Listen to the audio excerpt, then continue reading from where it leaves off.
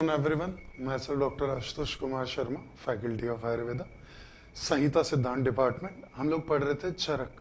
चरक के अंदर हम लोग पढ़ रहे थे सूत्र स्थान। सूत्र स्थान में हम लोग पढ़ रहे थे चैप्टर नंबर 1 दीर्घजीविती, जिसके अंदर हमने आगे के काफी टॉपिक्स कवर कर लिए थे। लास्ट लेक्चर में जो हमारा टॉपिक चल रहा था वो था स्नेह, दैट इज फैट। तो हम लोग ये डिस्कस कर रहे थे कि आजकल जो सिनेरियो है, लोग वेट लॉस के लिए कई सारी चीज़ों पे डिस्कस करते हैं। बहुत लोग हैं जो कहते हैं फैट मत खाइए, आप फैट खाएंगे तो मोटे हो जाएंगे, आपकी मसल बिल्डिंग नहीं होगी, आपका फैट परसेंटेज बढ़ जाएगा, आपका बॉडी फैट कंट्रोल में नहीं आएगा, इससे चोकिंग होता है, हार्ट ओरिएंटेड इश्यूज बढ़ते हैं, दूसरे तरीके की बॉडी इश्यूज वगैरह बढ़ते हैं। तो हम लोग इसमें देख रहे थे what is the insight of Ayurveda over this. तो आयुर्वेद इसके बारे में क्या कहता है। तो आयुर्वेद ने क्या श्लोक बताया था। तो आयुर्वेद ने श्लोक बताया था, सर्पिस तैलम वसा मज्जा स्नेहो दुष्ट चतुर्विदा पानसभ्यं सर्पश सत्वर्य नस्य अर्थ चैव योगता स्नेहो जीवना वर्णया बलो उपचय वर्धना स्नेह हेने च विहिता वात पित्त कफदह। तो हमने श्लोक पढ़ा था, इसके हम लोग बाइफर्केशन करके एक एक वर्ड का मीनिंग देख रहे थे। तो सर्पी का मतलब होता है घी, घी में इसमें देसी घी आ गया आपका, ठीक है ना। काऊ वाला भी आ गया इसमें। वैसे श्रेष्ठ घी में जब भी वो घी का रेफरेंस देते तो यहाँ पे उनका कहने का मतलब होता है काऊ वाला घी। घी उन्होंने फिर अलग अलग बताया, भैंस का भी है, बकरी के दूध का भी है, बट जहाँ पे सिर्फ सर्पी वर्ड यूज किया वहाँ पे हमें उसे गाय का घी ही समझ के लेना चाहिए।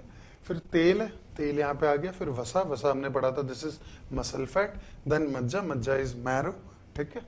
फिर स्नेहोदिश चतुर्विधा, ऐसे 4 तरीके के फैट होते हैं। पान, पान का हो गया इंटरनल इनटेक, मैं इसे खाने के काम में ले सकता हूँ, ठीक है। कैसे ले सकता हूँ, मैं घी को रोटी पे लगा के ले सकता हूँ, मैं घी को दूध में मिला के ले सकता हूँ। एक काफी कॉमन टर्म है, आप लोगों ने सुना होगा, इंस्टाग्राम पे खूब चल रहा है, बूस्टर शॉट, ठीक है। पावर कॉफी, क्या है वो, कॉफी लिया, एक गिलास पानी लिया, उसमें 1 चम्मच घी मिलाया, पी लिया, ठीक है। कुछ लोग गर्म पानी में घी मिला के ले रहे हैं, कुछ लोग दूध में घी मिला के लेते हैं। अब पहले के लोगों को देखोगे उनकी डाइट में खूब घी तेल था, तो अब ऐसा क्यों है कि अब घी तेल खा रहे हैं तो फैट बढ़ रहा है, पहले नहीं था। तो अभी क्या हो गया, वो डाइजेस्ट नहीं हो रहा है। लेकिन इसका मतलब ये नहीं है घी और तेल खराब है। तो आयुर्वेद क्या कहता है, स्नेह का यूज है पानम, खाने में, अंजनम, अभ्यंग, मालिश करने में भी इसका काफी इंपॉर्टेंट रोल हो जाता है। फिर नस्यार्थ, नाक में डालने के लिए, व्हाट इज नस्या, नासा ही शीर्षो द्वारम, नाक ही दिमाग का रास्ता है। तो अगर मुझे दिमाग को ठीक करना है तो मुझे क्या करना चाहिए, नस्य करना चाहिए। नस्य कैसे होगा, मैं नाक में तेल डाल सकता हूँ, और क्या डाल सकता हूँ, मैं घी डाल सकता हूँ। तो घी डालने से मैं स्नेह नहीं कर रहा हूँ, तेल डालने से मैं स्नेह नहीं कर रहा हूँ। अब वो बहुत सारे ऑप्शन है, आप षडबिंदु यूज कर लो, एलमंड ऑयल यूज कर लो, गाय का घी काम में ले लो, वो ऑप्शन हम डिसाइड होता है हमारे ऊपर, वो हम लोग डिपेंडेबल है, वो हम लोगों के ऊपर है हमें क्या चीज यूज करनी क्या नहीं। फिर उसके बाद उन्होंने बताया है स्नेह जीवना, इसको बढ़ाएगा। वर्णा, वर्णा इज कॉम्प्लेक्शन, कलर, ठीक है। तो अगर आपको चाहिए कि मेरा कॉम्प्लेक्शन अच्छा हो जाए, बहुत लोग कहते हैं कि यार इसका कलर अलग था, अभी ये पहले से बेटर दिख रहा है। हो सकता है कहीं ना कहीं वो स्नेहन कर रहा है, ठीक है, वो रेगुलरली घी ले रहा है, हो सकता है मक्खन खा रहा हो सकता है ऑयल ले रहा हो, इस तरीके से ले रहा हो कि वो इंटरनल पूरी ड्राइनेस को दूर कर रहा है, वात को कम कर रहा है। अब आप ये समझो, वात का गुण क्या है, रुक्ष, रुक्ष का मतलब क्या है, ड्राइनेस। अगर वात बढ़ेगा तो ड्राइनेस बढ़ेगा। अब अगर मैं एज को 3 हिस्से में डिवाइड करूं, तो जब हम पैदा होते हैं, पैदा होने से लेके 14-1 साल तक जो मेरा टाइम है वो कफ ओरिएंटेड ज्यादा है, कफ प्रधान। फिर 15-16 साल के बाद जब एडोलेसेंस हिट होता है तो पित्त का टाइम है। तो 15-16 से लेकर 30 साल तक की एज तक अगर आप देखोगे तो पित्त is very dominating. But after 35-40 आप देखोगे वात इज वेरी डोमिनेटिंग, यानी कि बुढ़ापे में जरा, वृद्धि, एजिंग, कोई भी उसको सुखाना है, काटना है, ऐसी कोई चीज हो तो वहां पे वायु plays a very important role. अगर मैं चाहता हूं मेरी उम्र ना बढ़े तो मुझे क्या करना है, मुझे इंटरनल ऑयलिंग करना है, एक्सटर्नल ऑयलिंग करना है। अगर मैं अच्छे से कर रहा हूँ तो मेरा वायु कंट्रोल में, मेरा वायु कंट्रोल में तो मैं एज से पहले बूढ़ा नहीं लगूंगा, या मेरी स्किन जो है, या मेरा जो कलर कॉम्प्लेक्शन है, मेरा जो स्ट्रेंथ है वो कम नहीं होगा। तो वो क्या कह रहे हैं, स्नेह से जीवना वर्ण बल, वो बल हो गया ताकत। जिम में लोग हैं, जिम जा रहे हैं, स्ट्रेंथ बढ़ाना है, वेट उठाना है, पावर लिफ्टिंग करना है, सब क्या कर रहे हैं, घी बंद कर रहे हैं। भाई आयुर्वेद कह रहा है घी खाओ भाई, बल उसको बढ़ाएगा। बलयो वर्धन, हाँ, वर्धन यानी बढ़ाना। तुम्हें कॉम्प्लेक्शन बढ़ाना है, खाओगी। तुम्हें ताकत बढ़ानी है, खाओगी। ठीक है ना। तो ये बहुत गलत वो इनटेक है लोगों का कि हम ये नहीं खा रहे, हम घी नहीं खा रहे। आप खाइए, हेल्दी खाइए, एक पर्टिकुलर डोज में ले लीजिए, लेकिन आप लीजिए जरूर इसको। फिर वो क्या कहते हैं, स्नेह हेने च विदाह वातवित कफा, तीनों दोषों के ऊपर भी स्नेह का बहुत इंपॉर्टेंट इम्पैक्ट है। स्नेह इनको सीक्वेंस वाइज कम और बढ़ाने वाला होता है। समझ गया मेरी बात। तो ये श्लोक इज वेरी वेरी इंपॉर्टेंट, ये आपको याद होना चाहिए। ठीक है। अब इसमें अगर आप देखोगे तो तेल जो है वो वात के लिए बेस्ट है, घी जो है वो पित्त के लिए श्रेष्ठ है। ठीक है, कफ बस और वो आ गया। तो इस तरीके से उन्होंने बताया तीनों ही दोषों पे भी इसका इम्पैक्ट रहने वाला है, आपके वर्ण पे, बल पे भी इसका इम्पैक्ट रहने वाला है। आप इसको नस से नाक में डाल सकते हैं, आप इसका पान कर सकते हैं, आप इसका अभ्यंग कर सकते हैं। और ये कितने तरीके का होता है, 4 तरीके का होता है। बाकी इसका डिटेल डिस्क्रिप्शन हम लोग नेक्स्ट लेक्चर के अंदर और देखेंगे। अब हम लोग आगे आज डिस्कस करेंगे, वो टॉपिक है लवण। तो व्हाट इज लवण। तो हमने रस देखे थे, रस कितने तरीके के थे, 6। कौन से रस थे, मधुर, अम्ल, लवण, कटु, तिक्त, कषाय, 6 तरीके के रस थे। तो उसमें से हम लोग आज देख रहे हैं वो है लवण। तो व्हाट इज लवण, लवण इज नमक। घर में देसी में आपने सुना होगा ना, नमक को लवण कहते हैं। तो अब उन्होंने ये बताया, तो अब हम इसके बारे में पढ़ते हैं। सौविर चलम नंबर 1, सैंधवह नंबर 2, विड नंबर 3, उद्बीद नंबर 4, समुद्रेण नंबर 5। 5 तरीके के लवण होते हैं। सदेतानि पंच, पंच यानी कि 5, स लवणानि च। तो वो क्या बता रहे हैं, लवण 5 तरीके का होता है। सौविरचल नमक, सैंधव लवण, विड लवण, उद्बीड लवण, सामुद्रिक लवण, 5 तरीके का हो गया। फिर वो आगे क्या कहते हैं, अलेप नर्थे युजयन्ते स्नेह स्वेद विदौ तथा अधोभाग ऊर्ध्व भागेशु। अधो यानी कि नीचे का हिस्सा, ऊर्ध्व यानी कि ऊपर का हिस्सा। निरूह अनुवासने, बस्ती 2 तरीके की होती है। What is Basti, Basti is enema. तो वो बता रहे हैं एनीमा के लिए भी इसका यूज है। कैसे, निरूह बस्ती और अनुवासन बस्ती। तो बता रहे हैं इस तरीके से भी इसका यूज है। फिर वो क्या बोलते हैं, वो बोलते हैं अभ्यंजने, अभ्यंग मसाज, ठीक है। भोजनार्थे, खाने के लिए। शिरस्य विरेचना यानी कि शिर के दोषों को निकालने के लिए इसका यूज बताया। फिर वो कहते हैं शस्त्र कर्माणी, दैट इज सर्जिकल, सर्जिकली में इसका यूज है। वर्ते है, वर्त यानी कि वर्ती रखना, लगाते ना, वर्ती लगा दी, कॉन्स्टिपेशन हो गया, बॉटी नहीं हो रही, आप देखोगे वो एक वर्ती सी बना के लगा देते हैं, मोशंस वगैरह निकलने लगता है। तो वर्ती ही जो तस्य अदनेशु च अजीर्ण अनाहा, अजीर्ण इज इंडाइजेशन, अनाह पेट में वायु बढ़ना, पेट फूलना। योरवानी गुल्मे है यानी कि गुल्म, शूले है यानी कि पेन, तथोदरहा यानी कि इसको तोड़ोगे आप तो वर्ड निकल के आएगा उदर, उदर इज एब्डोमेन। उक्तानी लवणनानी, तो ये उन्होंने एक श्लोक दिया है लवण के बारे में, जिसका मतलब हो गया सविड चलम सेंधवम च विड गौ उद्मेव च समुद्रेण सेंधवानी पंच स्थूल लवणानी च अलेपनार्थ युजयन्ते स्नेह स्वेद विधौ तथा अधोभागो ऊर्ध्व योगेषु निरुह अनुवासने ही अभ्यंजने भोजनार्थे शिरसश्च विरेचने ही शस्त्रकर्माणि वर्तम जनौ उत्साहनेषु च अजीर्ण अनाह योवर्णे गुल में शूले तथोदराह युक्तानी लवणानी, यानी कि 5 तरीके का लवण होता है। दैट इज पता होना चाहिए एमसीक्यू के लिए। सौविरचल, सैंधव, वीड़, उद्वेड़ और सामुद्रिक। फिर बताते हैं इसका अलेपनर द्विजयंती स्नेह स्वेदे विदऊ तथा, यहाँ पे फिर 2 बाइफर्केशन है। स्नेह स्वेद, sneha is oiling, sweda is steaming, sweating करना, हीट निकालना। फिर है अधोभागे, इसका यूज क्या है? अधोभाग से गंदगी को निकालने के लिए, ऊर्ध्वभागेशु ऊपर के भाग से निकालने के लिए। फिर बस्ती के अंदर भी इसका यूज बताया, निरो और अनुवासन। स्नेह स्वेद, आप देखोगे पंचकर्मा के पहले जो पूर्व कर्म है वो है स्नेहन और स्वेदन। वो ये बता रहे हैं इसका यूज यहाँ पे स्नेह स्वेद हो गया। फिर वो बता रहे हैं अधोभाग से निकालना है गंदगी को तो भी काम आएगा, ऊर्ध्व भाग से निकालना है तो भी काम आ जाएगा। ठीक है। फिर वो कहते हैं निरु अनुवासने, बस्ती में भी लवण काम आता है। कैसे काम आता है? तो आप काढ़ा बनाते हो, आप अगर ध्यान करोगे काढ़े को तो उसमें हम लोग नमक भी डालते हैं। ठीक है ना, अलग अलग कॉम्बिनेशंस बनते हैं। तो उसी के बारे में उन्होंने बताया कि निरु और अनुवासन दोनों में भी डलेगा। फिर वो बताते हैं अभ्यंग, मसाज के लिए बॉडी पे। अंजन, भोजनार्थ, खाने के अंदर, खाने को टेस्टी बनाता है। शिरश्च विरेचन, शिरो विरेचन, मेरे दिमाग में बहुत ज्यादा दोष वगैरह बढ़ रहे हैं, हेडिक ओरिएंटेड दोषास का है, अब शिरो विरेचन हम लोग बताते हैं करने के लिए।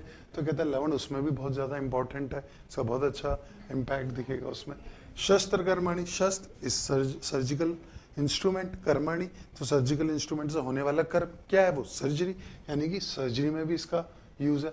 वर्ते, वर्ते यानी वर्ती बनाई, लगाया, कॉन्स्टिट्यूशन में लगा देते हैं, बच्चों के लगा देते हैं पोटी वगैरह निकालने के लिए, वहां पे काम आ जाएगा। अंजनो उत्साद नेशूच, उत्साद वगैरह में। फिर बताए अजीने, अजीन इज इंडाइजेशन, मुझे खाना नहीं पच रहा, तो वहां पे बता रहे हैं लवण, लवण जो है बहुत काम करेगा। तो आप करते हो ना, कई बार पेट फूल गया, खाना नहीं पच रहा, एसिडिटी से, तो आप क्या करते हो? नींबू पानी सा बना लिया आपने, 1 लीटर पानी लिया, उसमें आपने आधा नींबू डाला, फिर आपने उसी के अंदर थोड़ा सा मिश्री डाल दिया, थोड़ा सा नमक डाल दिया, थोड़ा सा काला नमक डाल दिया, अब ये बन गया नींबू का पानक। ठीक है, जिसे हम लोग नींबू पानी भी कहते हैं, बट ये प्रॉपर तरीका है। अब आप नींबू पानक अगर पियोगे तो पेट में जो भी खाना और जो अजीर्ण हुआ है, जो वात पित्त बढ़ा हुआ है, ये उसको न्यूट्रलाइज कर देगा, कम कर देगा। फिर वो बताते हैं अना, अना यानी पेट फूल जाना, आटोप भी कहते हैं इसे। तो अगर पेट में वायु है, बढ़ गया है, तो वहां पे भी लवण बहुत अच्छा रहता है, हमारे काफी काम आता है, ये वाली चीज है। फिर वो उसके बाद बताते हैं गुल में, गुल में एक अलग बीमारी है। ठीक है, और गुल वात ओरिएंटेड डिजीज है, तो वो कहते हैं गुल में भी लवण इज वेरी वेरी इंपॉर्टेंट। फिर वो कहते हैं शूले, शूले यानी कि पेन, दर्द है, गठिया का दर्द है, जोड़ों का दर्द है, पेट का दर्द है, शरीर में दर्द है, वहां पे भी लवण का बहुत इंपॉर्टेंट यूज है, रोल है। फिर वो कहते हैं त दो दरा, अब आप इसको तोड़ोगे तो इसका मतलब होता है उदर, उदर रोग, पेट की जितनी भी बीमारी है वहां पे लवण का बहुत इंपॉर्टेंट रोल है, ये आपको मालूम होना चाहिए। पेट की व्याधियों के अंदर हम लोग यूज करते हैं। अब इसका एक एग्जांपल बताता हूँ। एक टैबलेट आता है चित्रकादिवटी, वैसे एक टैबलेट आता है महाशंखवटी। तो जब आप इनके इंग्रेडिएंट्स वगैरह देखोगे तो चित्रकादि में नमक है, महाशंखवटी देखोगे उसके अंदर भी लवण है। ठीक है ना, ऐसे ही और हिंगवाष्टक चूर्ण आता है। ठीक है, लवण भास्कर चूर्ण आता है, तो लवण भास्कर नाम ही लवण है।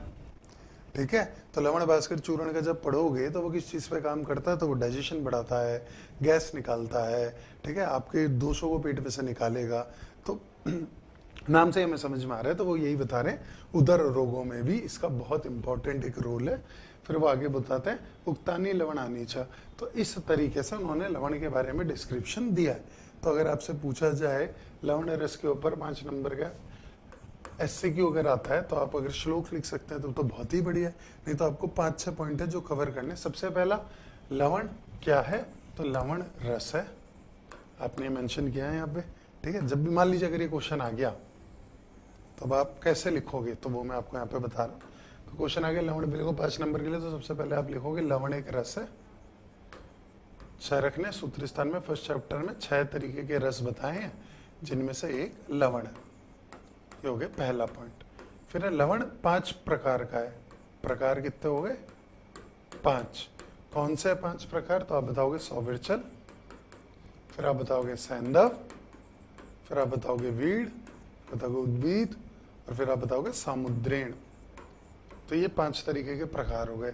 फिर उसके बाद आप ये बताओगे इसका यूसेज कहाँ का है, तो उसमें आप बताओगे यूज में, उपयोग में सबसे पहले आ गया स्नेह, फिर आ गया स्वेदन, फिर उसके बाद आ गया दोषों को अधोमार्ग और ऊर्ध्व मार्ग से निकालने में, फिर आ गया बस्ती, तो बस्ती में भी दोनों बस्ती आ गई यहाँ पे, निर्भय बस्ती में भी यूजफुल है और अनुवासन बस्ती में भी यूजफुल है। फिर उसके बाद आप बताओगे इसका और क्या यूसेज है, तब आप यहाँ पे बताओगे अभ्यंग, अभ्यंग का मतलब हो गया मसाज। फिर उसके बाद आप बताओगे भोजनार्थ, खाने में। अब देखोगे खाने को टेस्टी बनाने में लवण रस का बहुत इंपॉर्टेंट रोल है, लेकिन लवण रस के साथ एक चीज और भी है, अगर आप बहुत ज्यादा लवण खाओगे ना तो आपके स्पर्म्स को कम कर देगा, आपके इरेक्शन को भी वो कहीं ना कहीं इम्पैक्ट करता है। तो वो लोग आगे पढ़ेंगे जब हम लोग इसको इन डिटेल पढ़ेंगे, अभी तो हम ऊपर ऊपर से पढ़ रहे हैं, तो बेसिक मैं आपको समझाना चाह रहा हूँ यहाँ पे। तो अभ्यंग हो गया, अभ्यंग के बाद हमने देख लिया भोजनार्थ, खाने को टेस्टी बनाना है। रुचिकर, अगर आपको कोई बोले ना मुझे खाने में रुचि नहीं आती, मुझे खाने में टेस्ट नहीं लगता, मेरा मुंह कड़वा कैसा लसा है, तो आप उसको बोलिए आप एक काम कीजिए, लवण भास्कर का थोड़ा सा चूर्ण खाने में डाल के आप खाइए, तो आपको खाना टेस्टी भी लगेगा, आपकी जीभ भी साफ हो जाएगी एंड आपको खाना पच भी आसानी से जाए। फिर उसके बाद वो बताते हैं भोजनार्थ के बाद उत्सादनेशु शिरस विरेचन, शिरो विरेचन में भी इसका यूज है। शिरो विरेचन का मतलब हो गया सर में बड़े हुए दोषों को निकालने के लिए शिरो विरेचन में भी यूज है। फिर है शस्त्र कर्माणी, दैट इज सर्जिकल मेजर्स में, सर्जरीज वगैरह में भी इसका यूज है। वर्ती ही, वर्ती के तरीके से भी हम इसका यूज करते हैं। स्यादनेशु, अजीर्ण, इनडाइजेशन में इसका यूज है, खाना पचाने में इसका बहुत इंपॉर्टेंट रोल है। अनाह, पेट फूल जाना, पेट में वायु बढ़ जाना, उसमें इसका बहुत इंपॉर्टेंट एक रोल है। गुल में है, गुल्म व्याधि में इसका बहुत एक इंपॉर्टेंट रोल निकल के आता है। शूल है, शूल यानी कि पेन, दर्द में इसका बहुत इंपॉर्टेंट एक रोल है, वहां पे इसका अच्छा यूज है। ततो उदरा, जैसा हमने डिस्कस किया था उदर रोग, तो उदर रोग में क्या क्या आ गया, तो मेजरली आप आमाजीर्ण है, विष्टब्दाजीर्ण है, विदग्धाजीर्ण है और अटोप है, पेट फूलना, डिस्टेंशन जिसे आप कहते हो, ये सब उदर रोग में आ गया। तो इन सभी चीजों के अंदर लवण का यूज है। लवण इज वेरी वेरी इंपॉर्टेंट, ये फैक्टर्स आपको पता होने चाहिए, ये श्लोक आपको डेफिनेटली याद रहना चाहिए।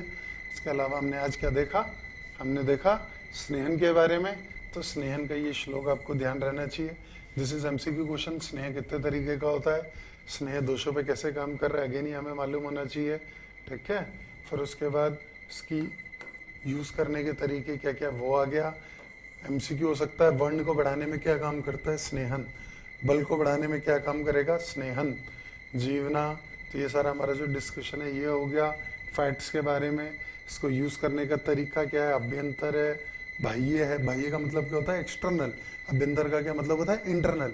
कोई भी चीज है उसको मैं दो ही तरीके से यूज कर सकता हूँ, या तो मैं उसे बाहर मालिश करके यूज कर लूँ या मैं इंटरनल खा के यूज कर लूँ। तो इस तरीके से उन्होंने दोनों चीजों का यहाँ पे एक्सप्लेनेशन दिया है, ये आपको मालूम होना चाहिए। दोषों पे कैसे स्नेह काम करेगा वो कोरिलेशन भी आपको यहाँ पे मालूम होना चाहिए।